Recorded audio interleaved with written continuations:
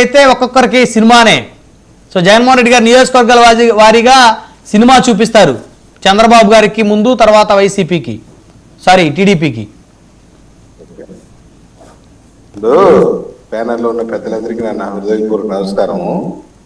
11 సీట్లు వచ్చి నువ్వే సినిమా చూపిస్తానంటే 164 వచ్చి నువ్వేమి ఎన్ని సినిమాలు చూపించాలి నీకు?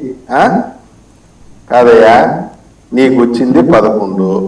మన పులివెందులు జెడ్పీటీసీ జరిగితే దాంట్లో నీకు వచ్చింది 630, 640 సీట్లు ఓట్లు ఏదో వచ్చింది. నువ్వు మాకి సినిమా చూపిస్తావా? నువ్వు శంకరాభరణం సినిమా చూపిస్తే మేము సవర్సింహారెడ్డి సినిమా చూపిస్తాం. స్వాతిమిత్రం సినిమా చూపిస్తే మేము నరసింహనాయుడు సినిమా చూపిస్తాం. అర్థం కదా? సినిమా చూపించడం అంటే నువ్వు ఒక ప్రతిపక్ష నాయకుడుగా పనిచేసావు, ముఖ్యమంత్రికి పనిచేసినావు. ఇప్పుడు నువ్వే ప్రతిపక్ష హోదా కోసం అడుక్కునే పరిస్థితి వచ్చుంటావు. మాట్లాడితే సింగిల్ సింహం అన్నావు, నా ఇంటర్కు బేకలేరంటివి అన్నావు లేదా? నా ఇంటర్కు బేకలేరురా మీరు అన్న సింగిల్ రా, సింగిల్ గా వస్తాడరా మా అన్న అన్నారా లేదా? ఇప్పుడు సినిమా చూపిస్తాను, పాదయాత్ర చేస్తానంట. చెయ్యి, నేను ఎవరు వద్దన్నారు, ప్రమాణం చేసుకో. ఎక్కడ నుండి చేసి వచ్చి బాజీ పులివెందుల నుండి చేస్తావా? బాబాయ్ సమాధి దగ్గర నుండి, లేకుంటే డ్రైవర్ సుబ్రహ్మణ్యం సమాధి దగ్గర నుండి చేస్తావా? లేకుంటే డాక్టర్ సుధాకర్ సమాధి దగ్గర నుండి చేస్తావా? చెయ్యి. రాష్ట్రంలో రోడ్లు బ్రహ్మాండంగా ఉంది, నీకు బ్రహ్మాండమైన సెక్యూరిటీ ఇస్తాము, ఏం కావాలని చేసి పెడతాం మేము. అర్థం కాల?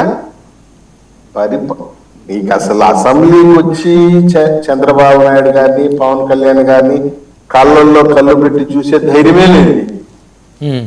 రా, అసెంబ్లీకి వచ్చి ఓపెన్ ఛాలెంజ్. ప్రత్యేక హోదా ఇవ్వండి, సారీ ప్రతిపక్ష హోదా ఇవ్వండి, వస్తారు. ఏడు ప్రతిపక్ష హోదా చంద్రబాబు నాయుడు గారి ఇంట్లో ఫ్రిడ్జ్ లో ఉంది, బీరోలో ఉంది, తీసుకొచ్చి ఇచ్చేసేదానికి ప్రతిపక్ష హోదా ప్రజలు ఇయ్యాలియా? ప్రజలు నీకు 17 సీట్లు కనుక ఇచ్చుంటే ఆటోమేటిక్ గా మేము ఇచ్చేది నీకే వచ్చి ఉంటుంది. నువ్వు కోర్టుకు పోయినావు, స్పీకర్ లేఖ రాసినావు, నాకు ప్రతిపక్ష హోదా ఇవ్వండి అని. ఆయన కూడా నీకు రిటర్న్ గా సమాధానం ఇచ్చాడు, ఇవ్వలేమయ్యా పలానా రూల్స్ ప్రకారం అంటే. ఎక్కడ రాసింది అన్నాడు. చదువుకో, అసెంబ్లీ రూల్స్ అండ్ రెగ్యులేషన్స్ చదువుకో, దాంట్లో ఉంటుంది. అది తెలియకుండా ఊరిక మీటింగ్ పెట్టేది, కార్యకర్తలకి జాకీలేసి లేపుకుంటావు. నీ పార్టీని వేసుకో, జాకీలేసి లేపుకోమని వద్దని చెప్పి కార్యకర్తలు మీటింగ్ పెట్టేది. ఇంకో 3 ఏళ్ళు కన్ను మూసుకుంటే అయిపోతుంది, వచ్చేస్తా ఉన్నా నేను. 2 ఏళ్ళు కళ్ళు మూసేసుకోండి, వచ్చేస్తాను నేను. ఇంకా 30 ఏళ్ళు నేను నమ్మరు నువ్వు చేసిన అరాచకం అటువంటిది. అర్థం కదా? ఇంకో 30 ఏళ్ళు రాసి పెట్టుకో. ప్రజలు ప్రతి 5 సంవత్సరాలకు ఒకసారి మర్చిపోతుంటారండి. ఇప్పుడు ఆయన ఏ భ్రమలేదు సార్, నేను చెప్పేదే సార్. 151లో ఉన్నాడు మనిషి, ఒక్కసారిగా ఏడికి వచ్చి పడ్డాడు, ఇట్లా అడుగుకుంటాడు, ప్రతిపక్షం ఇవ్వండి సార్ ప్లీజ్, ఎస్కోస్మే అని అడుక్కునే పరిస్థితికి వచ్చాడు. ఎందుకు? చేసిన అరాచకం అటువంటిది, చేసిన దౌర్జన్యం అటువంటిది. రాజధానితో ఆటలా, 3 రాజధానులు అన్నావు, బిల్లు పెట్టినావు. ఈయన ఎవరు సజ్జలో గిజ్జలో వచ్చి ఈరోజు ప్రెస్ మీట్ పెడుతున్నాడు. అదే ప్రెస్ మీట్ జగన్మోహన్ రెడ్డి వచ్చి పెట్టమని. నీకు దమ్ము ధైర్యం ఉంటే, మీ చెల్లి చెప్పిన లాంగ్వేజ్, నా లాంగ్వేజ్ కాదండి, మీ చెల్లి మొన్న వచ్చి చెప్పింది, నీకు దమ్ము ధైర్యం ఉంటే నువ్వు వచ్చి పెట్టు ప్రెస్ మీట్. మీ చెల్లి వైఎస్ షర్మిలమ్మ. సో ఆవిడతో మీరే మాట్లాడిస్తారు టీడీపీ వాళ్ళని, వైసీపీ వాళ్ళు అంటూ ఉన్నారు. ఇప్పుడు వాళ్ళ ఇళ్లలో వాళ్ళ ఆస్తి తగరాల కోసం కొట్లాడుకుని జుట్లు పట్టుకొని రోడ్ల మీద పడితే దానికి మాకేం సంబంధము?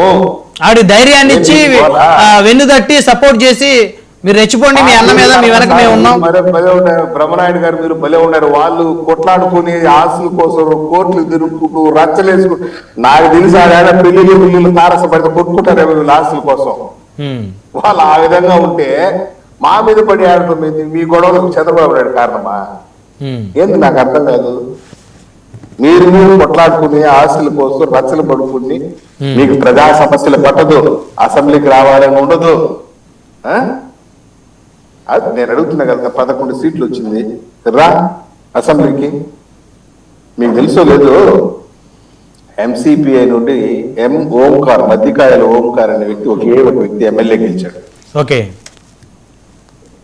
నర్సంపేట నియోజకవర్గం వరంగల్ జిల్లా నుండి 8 times ఎమ్మెల్యే కంటిన్యూస్ గా 8 times కంటిన్యూస్ ఎమ్మెల్యే. ఏ రోజు కూడా అసెంబ్లీకి హాజరు కాకుండా తన పార్టీ నుండి ఒకటే గెలిచిన ధైర్యంగా అసెంబ్లీకి వచ్చి ప్రభుత్వాన్ని ముప్పు తిప్పులు పెట్టేవాడు, ప్రశ్నించేవాడు. అది సింగిల్ సింహం లక్షణం. మా అన్న సింగిల్ సింహం అని చెప్పి ఇంట్లో దాక్కుంటే ఎట్లా? ప్రెస్ మీట్ పెట్టేది, వచ్చేది. అసెంబ్లీకి వస్తే ఆయన్ని అపహాస్యం చేస్తూ వెనక నుండి కొంతమంది టీడీపీ జనసేన ఎమ్మెల్యేలు కామెడీ చేస్తూ ఆయన్ని సారీ మేము హామీ ఇస్తున్నాం, మా టేక్ ఇట్ ఫర్ గ్రాంటెడ్.